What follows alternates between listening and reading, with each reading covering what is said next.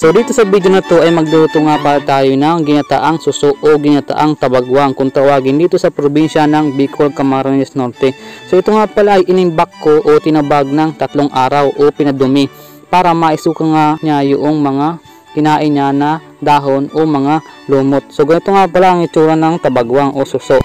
Isa ito sa masarap na ulam dito sa probinsya namin at bihirang-bihira nga makatikim nito o makakita ng mayroong ganitong luto ng suso dahil nga ito ay mahirap din hanapin. Kailangan pang pumunta ng bundok na may sapa o daluin ng tubig para makakuha lang nito. Ngayon ay ipiprepare natin itong ating suso at tuturuan ko kayo kung paano maglinis ng suso o tabagwang. So mahirap talaga maglinis guys ng ganito dahil mahabang process guys yung paglilinis ng ganito. Siyempre kailangan natin nilinisin lang mabuti para masarap yung ating suso. So ayan, kung makikita nyo, yan yung mga latak-latak na yan. Yan yung mga dumi o yung mga dahon na kinain niya. So kung makikita nyo yung tubig, ayan o, kulay itim pa siya. At yan, so linis-linis muna tayo dyan. So ito pa lang yung first step natin. At yan, medyo malino na yung tubig. So ayan, kailangan lang halu-haluin natin yan. Then dito na tayo sa loob ng bahay dahil nga umulan. Inabutan tayo ng ulan sa labas ng bahay. So ito, lagyan natin siya sa timba na maliit. Then kailangan ano siya, silyado siya. Then inalog-alog ko yan dyan guys para yung mga dumi niya na nasa shell o yung kinain niya ay lumabas pa rin. At kung makita nyo yung tubig, ayan o, kulay itim pa rin siya. So madumi pa siya, kailangan pa nga rin siyang linisin. Siguro ay 4 o hanggang 5 beses ko siyang nilinisan para talagang malinis na malinis. At kung makita nyo yung tubig, so malinis na. Ang next naman ay puputulin natin itong dulo niya. Yan yung matilos na yan. So gumamit nga pala ako dito ng gulok o sundang para pamputol dito. So pwede rin namang martilyo pero mas gusto ko itong ganito na sundang. So ayan, kailangan lang nating putulin yan. At kung makita nyo, putol na yung dulo niya.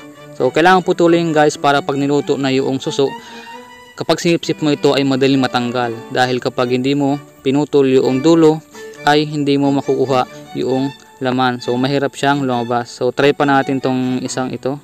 Same process lang natin yung gagawin dito sa suso na ito. So marami-raming suso natin kaya medyo tatagalan tayo. At habang pinuputol natin ang dulo ng suso ay maraming salamat nga pala sa mga sumusuporta ng aking YouTube channel na Dance Vlog at ng aking Facebook page na Dance Vlog. Kaya follow na rin ng aking Facebook page at pasubscribe ng aking YouTube channel. So mahaba-habang process nga yung ginagawa natin dito. So kailangan lang talagang isa-isahin. At ayan, ito yung panghuli. At kung makikita nyo, ang dami na nung ating tinanggalan ng dulo ng suso. At pagkatapos putulan ng dulo o ng tulis yung suso ay linisan ulit natin. Kung makikita nyo yung tubig ay nangingitim siya dahil nga yung kinain niya ay lumalabas pa rin. Kaya kailangan natin siyang linising mabuti. At pagkatapos nating linisan ay magpe-prepare na nga tayo ng ating gagamitin. At naghiwa na nga din pala ako ng sibuyas, saka bawang at luya. Nagpapoy na rin pala ako sa dapog namin. So pagpasensyahan nyo guys kung ganito lang pala yung aming lutuan. So kahoy lang yung aming ginagamit at hindi kami gumagamit ng gasol dahil nga mahirap ang kumita ng pera. So ito, mag-prepare na tayo ng ating kawali. Ayan. Then yung ating suso, ilagay na natin siya. So natin ilagay yung ating gata. At so natin ilagay yung ating hiniwa-hiwang sibuyas, bawang, saka luya.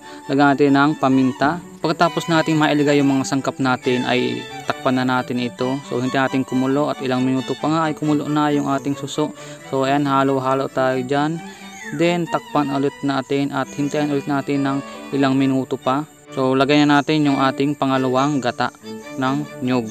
At pagkatapos kong ilagay yung pangalawang gata ay naglagay rin siyempre tayo ng pampalasa tulad ng asin saka bitchin. At pagkatapos nga ng ilang minuto ay tanggalin na natin yung takip at kung makikita ninyo nagmamantika na yung ating ginataang suso. At sabaw pa lang guys, maniwala kayo sa akin na ulam na. At dahil meron akong pako ay lalagyan natin ito dahil isa ito sa nagpapasarap din sa ating ginataang suso. Ito talaga guys ang kapartner nito. So mga ilang minuto pa guys at ayan, kung makikita nyo luto na yung ating pako at yung ating ginataang tabagwang. Tagalan nga ako sa paglilinis ng suso kaya naman nagutom talaga ako guys. So dito nagprepare na nga pala tayo dito ng kanin at ito yung ating ulam. So kain po tayo. At sa mga hindi pa kumakain dyan ng tanghalian o hapunan ay kain po tayo. So sabay-sabay na tayo guys kumain. So bago tapusin itong video na to ay maraming salamat po sa lahat ng sumusuporta ng aking Facebook page at ng aking YouTube channel. So maraming salamat po at kain po tayo.